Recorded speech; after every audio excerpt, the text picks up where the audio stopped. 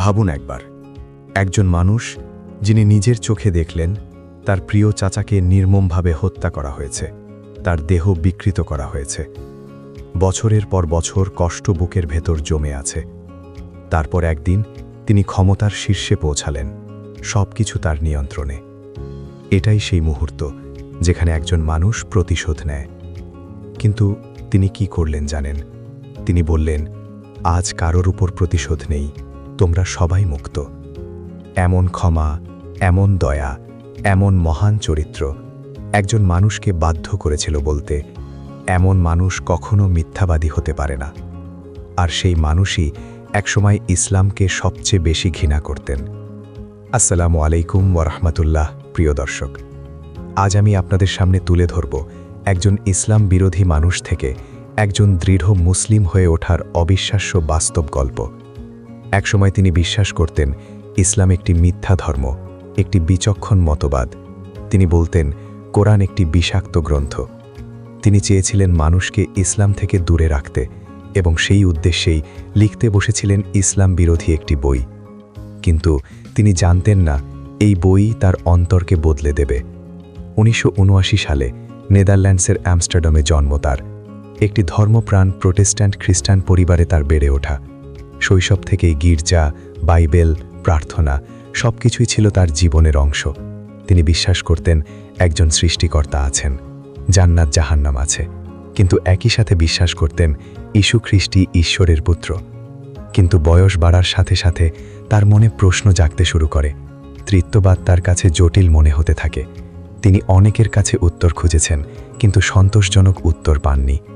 শেষ পর্যন্ত তিনি ভাবলেন, হয়তো আমি বুঝতে পারছি না, এবং সন্দেহগুলো চাপা দিয়ে বিশ্বাস চালিয়ে গেলেন। এরপর বিশ্ববিদ্যালয়ে ভর্তি হলেন, বিষয় তুলনামূলক ধর্মতত্ত্ব। ঠিক সেই সময় 2001 সালের 11 সেপ্টেম্বরের ঘটনা তার মনে ইসলাম সম্পর্কে ভয় ও ঘৃণা তৈরি করে। এরপর থিও ভ্যান গগের হত্যাকাণ্ড তার ইসলাম বিদ্বেষকে আরও শক্ত করে তোলে। তিনি রাজনীতিতে জড়িয়ে পড়লেন দেশকে রক্ষা করার উদ্দেশ্যে, এবং সিদ্ধান্ত নিলেন তিনি একটি বই লিখবেন যেখানে দেখাবেন ইসলাম কেন বিচক্ষণ।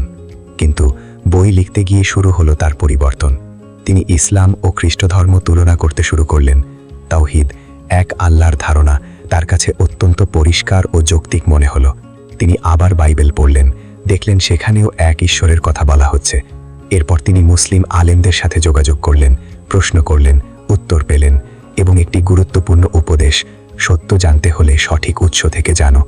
তিনি রাসূল সাল্লাল্লাহু আলাইহি ওয়াসাল্লামের জীবনী পড়লেন এবং প্রথমবারের মতো তিনি রাসূল সাল্লাল্লাহু আলাইহি ওয়াসাল্লামকে একজন দয়ালু মানুষ হিসেবে দেখতে শুরু করলেন, একজন বাবা, একজন বন্ধু, একজন শিক্ষক।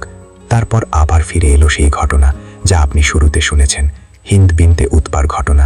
রাসূল সাল্লাল্লাহু আলাইহি ওয়াসাল্লামের সেই ক্ষমা তার হৃদয়কে নাড়িয়ে দিল। তিনি বুঝতে পারলেন আল্লাহ এক, মুহাম্মদ সাল্লাল্লাহু আলাইহি ওয়াসাল্লাম তার রাসূল। কিন্তু তার ভেতরে তখনও দ্বন্দ্ব ছিল, অহংকার, ভয় তাকে থামিয়ে রাখছিল। একদিন তিনি দোয়া করলেন, হে প্রভু, আমাকে একটি নিদর্শন দেখান। পরদিন তিনি অনুভব করলেন এক অদ্ভুত শান্তি। সব সন্দেহ দূর হয়ে গেল। তিনি বুঝলেন তিনি মুসলিম হয়ে গেলেন। কিন্তু এই পথ সহজ ছিল না।